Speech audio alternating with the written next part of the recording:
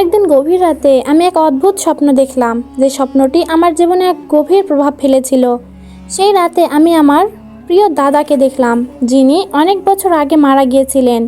প্রথমে আমি তাকে চিনতে পারিনি, কারণ তার মুখে ছিল এক ধরনের বিষণ্ণতা, কিছুটা ক্লান্তি, কিছুটা অদৃশ্য আফসোস। দাদা আমাকে দেখে হেসে বললেন, তুমি আমাকে চিনেছো তো? আমি একটু অবাক হয়ে তাকে দেখলাম, তারপর বললাম, হ্যাঁ, আপনি তো আমার দাদা। কিন্তু আপনি এত চিন্তিত কেন? আপনি তো আগেই চলে গেছেন। আমার কাছে এতটা দুঃখী লাগছে কেন? দাদা মাথা নেড়ে বললেন, এটা আসলে খুব পুরনো কথা, কিন্তু এখন আমার মনে আছে। তোমার কাছে এখন যে শান্তি ও প্রশান্তি দেখছো, তা আমি জীবনে কিছুদিন আগে অনুভব করতে পারিনি। বহু বছর আগে আমি পৃথিবী ছেড়ে চলে গেছিলাম, তবে মৃত্যুর পর আমি বুঝতে পারি জীবনে অনেক কিছু আমি ভুল করেছি। অনেক মানুষের সঙ্গে খারাপ আচরণ করেছি, অনেক সময় আমি তাদের কষ্ট দিয়েছি, কিন্তু কখনো সেই ভুলের জন্য আমি ক্ষমা চাইনি। দাদার মুখে এই কথাগুলো শুনে আমি অত্যন্ত অবাক হলাম। দাদা তো আমাদের কাছে সবসময় শক্ত, সাহসী এবং সৎ মানুষ হিসেবে পরিচিত ছিলেন, কিন্তু তার কথা শুনে আমি বুঝতে পারলাম যে মৃত্যুর পর মানুষ নিজের ভুলগুলো আরও বেশি পরিষ্কারভাবে বুঝতে পারে। আমার দাদা, যিনি শখের বাগানে কাজ করতেন, পরিবারের প্রতি ভালোবাসা ছিল গভীর, যিনি শুয়ে বসে হাসি ঠাট্টা করতেন, সেই দাদা আজ এমন অনুতাপে ভুগছেন, এমন কষ্ট অনুভব করছেন, তা সত্যিই আমাকে অবাক করে দিয়েছিল।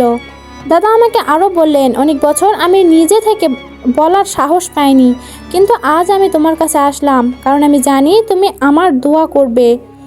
তুমি যদি আমার জন্য দোয়া করো, তবে আল্লাহ আমাকে শান্তি দেবেন, আমার আত্মা মুক্তি পাবে। জানো, একদিন আমি অনেক মানুষকে ভুল বুঝেছিলাম, অনেকের সঙ্গে এমন আচরণ করেছিলাম যা কখনোই করা উচিত ছিল না। আমি জানি এখন সেই ভুলগুলো আর ঠিক করা যাবে না, কিন্তু অন্তত যদি আমি কিছুটা শান্তি পাই, যদি আমার আত্মা আল্লাহর কাছে পৌঁছাতে পারে, তাহলে অন্তত আমার কিছুটা শান্তি হবে। এ কথা শুনে আমি তার দিকে তাকিয়ে রইলাম। দাদার কণ্ঠে এত গভীর কষ্ট, এত দীর্ঘদিনের অনুশোচনা ছিল, যা দেখে আমি খুবই আবেগপ্রবণ হয়ে পড়লাম। কিন্তু একই সঙ্গে আমি জানতাম দাদা একজন ভালো মানুষ ছিলেন, তিনি কখনো ইচ্ছা করে কোনো ক্ষতি করেননি। সেই সময় আমি তাকে বললাম, দাদা, আপনি সত্যিই অনেক ভালো মানুষ ছিলেন। আমি জানি আপনি যে ভুলগুলো করেছেন তা শুধরানোর জন্য আমি আল্লাহর কাছে প্রার্থনা করব। আপনি যদি চান, আমি প্রতিদিন আপনার জন্য দোয়া করব। আল্লাহ যদি আপনার জন্য ভালো কিছু চান, তাহলে তিনি আপনাকে শান্তি দেবেন। দাদা আমার কথা শুনে কিছুক্ষণ চুপ থেকে আমাকে এক দৃষ্টিতে তাকিয়েছিলেন। তারপর তিনি ধীরে ধীরে বললেন, তুমি যদি আমার জন্য দোয়া করো, তবে আমি শান্তি পাবো। আল্লাহ যদি আমাকে ক্ষমা করেন, তাহলে আমি আর কোনো কষ্ট পাবো না। আমি জানি মৃত্যু ছাড়া আর কিছুই স্থায়ী নয়, কিন্তু যদি আল্লাহর রহমত থেকে শান্তি পাই, তাহলে আমার কষ্ট শেষ হবে। আমার দোয়া যদি তোমাকে মুক্তি দেয়, তবে আমি অনেক শান্তি পাবো। তারপর আমি প্রতিদিন নিয়মিত দোয়া করতে শুরু করলাম। আমি আল্লাহর কাছে প্রার্থনা করলাম, হে আল্লাহ, আপনি আমার দাদার আত্মাকে শান্তি দিন, আপনি তার সব ভুল ক্ষমা করুন এবং তাকে পরকালে শান্তি দিন। প্রতিদিন এই দোয়াগুলো আমি সচ্ছল মনে, বিশুদ্ধ হৃদয়ে করতে থাকতাম। দিনগুলো চলে গেল, আর আমি দাদার জন্য প্রার্থনা চালিয়ে গেলাম। কিছুদিন পর আমি আবার এক রাতে স্বপ্নে দাদাকে দেখি। এবার তিনি খুব শান্ত, খুব তৃপ্ত আর খুব স্বস্তিতে ছিলেন। তার চোখে সেই আগের কষ্টের কোনো চিহ্ন ছিল না, বরং তার চোখে এক অদ্ভুত প্রশান্তি ছিল, যেন সমস্ত ক্লান্তি আর বেদনায় যেন মিলিয়ে গেছে। তিনি আমার দিকে তাকিয়ে হেসে বললেন, আজ আমি শান্তি পেয়েছি। তোমার দোয়ায় আমি আল্লাহর কাছে পৌঁছাতে পেরেছি। আমি এখন মুক্তি পেয়েছি। আমি আর কোনো কষ্ট অনুভব করছি না। তোমার দোয়ায় আল্লাহ আমাকে ক্ষমা করেছেন এবং আমি শান্তিতে আছি। তিনি আমাকে শান্তি দিয়েছেন। আমি তাকে দেখে এক ধরনের শান্তির অনুভূতি পেলাম, যা আগে কখনো অনুভব করিনি। সেই শান্তি, সেই প্রশান্তি আমার হৃদয়ে এমন এক প্রভাব ফেলল, যা আমি কখনো ভুলতে পারবো না। আমি অনুভব করলাম দাদা সত্যি শান্তি পেয়েছেন, আর আমি জানলাম দোয়া মানুষের জীবনে এত বড় পরিবর্তন আনতে পারে, তা আগে কখনো বুঝিনি। দাদা চলে যাওয়ার আগে তিনি আমাকে বললেন, তুমি ভালো থেকো, আমার জন্য দোয়া করেছিলে, আর সেই দোয়াতে আমি আল্লাহর কাছে শান্তি পেয়েছি। আমি জানি তুমি আমাকে কখনো ভুলতে পারবে না, আর আমি জানি তোমার হৃদয়ের আমার জন্য একটি বিশেষ স্থান আছে। তারপর দাদা ধীরে ধীরে অদৃশ্য হয়ে গেলেন, কিন্তু তার মুখে যে শান্তির অভিব্যক্তি ছিল, সেটা আমি এখনও অনুভব করি। আমি বুঝতে পারলাম দোয়া সত্যিই মানুষের জীবনে এক বিশেষ শক্তি নিয়ে আসে। জীবনে যদি কেউ ভুল করেও থাকে, তবে ক্ষমা, দোয়া এবং আল্লাহর কাছে আত্মসমর্পণ সত্যিই শান্তির পথ খুলে দেয়। এই অভিজ্ঞতা আমাকে শিখিয়েছে মানুষের জীবনে যদি কোনো অনুতাপ বা কষ্ট থাকে তবে সবার আগে ক্ষমা চাওয়া, দোয়া করা এবং আল্লাহর কাছে শান্তি চাওয়া খুবই জরুরি। জীবন ক্ষণস্থায়ী, কিন্তু দোয়া আমার মামা মামি ছিলেন আমাদের পরিবারের জন্য এক ধরনের মডেল। তাদের মধ্যে ছিল অদ্ভুত ধরনের ভালোবাসা, শ্রদ্ধা এবং একে অপরের প্রতি নিঃস্বার্থ সমর্থন। মামা ছিলেন অত্যন্ত ধার্মিক এবং ন্যায়পরায়ণ মানুষ।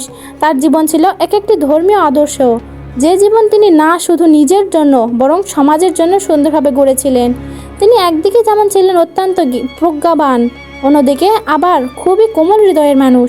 তার মধ্যে এমন এক ধরনের ভদ্রতা শৃঙ্খলা ছিল যা সবার মনে এক গভীর শ্রদ্ধার সৃষ্টি করত। আমার প্রতিটি কাজ আল্লাহর সন্তুষ্টির জন্য করতেন এবং কখনো অন্যায়কে প্রশ্রয় দিতেন না। আর মামি, তিনি ছিলেন আমাদের জীবনের অন্যতম সেরা দিক নির্দেশক। তার মাঝে ছিল এক অদ্ভুত শান্তি ও কোমলতা, যা আমাদের পরিবারের সব সদস্যের মনে এক ধরনের নির্ভরতা তৈরি করেছিলেন। তার হাসি ছিল সবচেয়ে সুন্দর এবং তিনি ছিলেন একেবারে স্নেহের আঁচল, যে আঁচলে সবাই নিজেদের ভরসা পেত। সে যতই দুঃখ বা বিপদে থাকুক, তিনি কখনোই কারোর প্রতি খারাপ চিন্তা বা আচরণ প্রদর্শন করতেন না। তার মুখে হাসি ছিল, আর সে হাসির মধ্যে ছিল এক অদ্ভুত শান্তি যা আমাদের মনকে নিরাময় করে দিত। তার কাছে সবার সমস্যা ছিল সমাধানযোগ্য, সবার কষ্ট ছিল ভাগ করে নেওয়ার মতো। তার মধ্যে ছিল এমন এক ধরনের সহানুভূতি যা আমার জন্য সবসময় এক ধরনের আশ্রয় ছিল। তাদের মৃত্যুর পর আমাদের জীবনে গভীর শূন্যতা তৈরি হয়েছিল। প্রথম কয়েকদিন আমরা বিশ্বাসই করতে পারছিলাম না যে তারা আমাদের মধ্যে নেই। তাদের উপস্থিতি যেন আমাদের জীবন থেকে একটি শক্ত একটি বেশ যা আমাদের দিক নির্দেশনা দিত। কিন্তু যখন তারা চলে গেলেন তখন মনে হচ্ছিল পৃথিবী একেবারে তোলপাড় হয়ে গেছে। আমি একদিন একা একা ঘরে বসে তাদের হারানোর কষ্টে বুক ভেঙে কেঁদে ফেললাম। কিন্তু যেদিন তাদের স্বপ্নে দেখে সেদিন যেন কিছুটা শান্তি পেলাম। স্বপ্নে আমি দেখতে পেলাম আমার মামা মামি দুজনে এক অদ্ভুত অস্থিরতায় ভুগছেন। তাদের মুখবয়রে শোক, উদ্বেগ এবং কষ্ট ছিল যা আমি তাদের জীবনে কখনো দেখিনি। তারা যেন আমার কাছে সাহায্য চাইতে এসেছিলেন। তাদের চোখে ভেসে উঠছিল এক গভীর দুঃখ, যেন কিছু একটা তাদের শান্তি চুরি করে নিয়েছে। আমার মামি আমাকে দেখে বললেন, বাচ্চা, তুমি জানো, আমরা জানি আমরা জীবনে কিছু ভুল করেছি, কিছু এমন কাজ করেছি যা আমাদের আত্মাকে শঙ্কিত করেছে। আমাদের কিছু সিদ্ধান্ত ছিল ভুল, কিছু সিদ্ধান্তে আমরা আল্লাহর রাস্তাকে ভুল বুঝেছি এবং সেই জন্যই আমাদের আজও শান্তি নেই। আমরা জানি আল্লাহর কাছে ক্ষমা চাওয়ার আর কোনো সুযোগ নেই, কিন্তু তুমি যদি আমাদের জন্য দোয়া করো, হয়তো আল্লাহ আমাদের ক্ষমা করবেন। আর বিশ্বাস আমাদের চিরকাল শান্তি দেয়।